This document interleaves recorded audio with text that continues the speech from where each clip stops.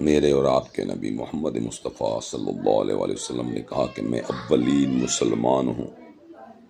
جناب ابراہیم علیہ السلام نے کہا کہ میں مسلمان ہوں۔ ہم کیا بنے بیٹھے ہوئے ہیں؟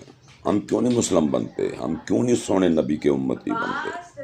چھوڑیں اس فرقے کو، لعنت بھیجے تفریق پہ، کیوں نہیں بھیجتے؟ کس کا خوف ہے؟ کیوں اپنے آپ کو جہنمی کہلوا رہے ہیں؟ کیوں کسی کو جہنمی کہہ رہے ہیں؟ کہاں لکھا ہے کہ لا الہ الا اللہ محمد رسول اللہ کہنے والے یا پڑھنے والے کو آپ جہنمی کہیں؟ کون ہوتے ہیں آپ، یا میں کون ہوتا ہوں کسی کو جہنمی کہنے والا؟ سوائے غیر مذہب کے، جو ہمارے مذہب سے تعلق نہیں رکھتا، آپ اس کے لیے تو بات کر سکتے ہیں، لیکن وہ بھی نہیں کر سکتے۔ وہ بھی نبی نے فرمایا ہے کہ کافر کو بھی کافر نہ کہو، ہو سکتا ہے کل وہ ایمان لائے اور جب تمہارا سامنا ہو تو تمہیں شرمندگی نہ اٹھانی پڑے۔ اللہ ہمیں ہدایت دے، اللہ ہمیں سیدھا رستہ عطا فرمائے، اللہ ہمیں نبی صلی اللہ علیہ وسلم کی تعلیمات پر عمل کرنے کی توفیق عطا فرمائے۔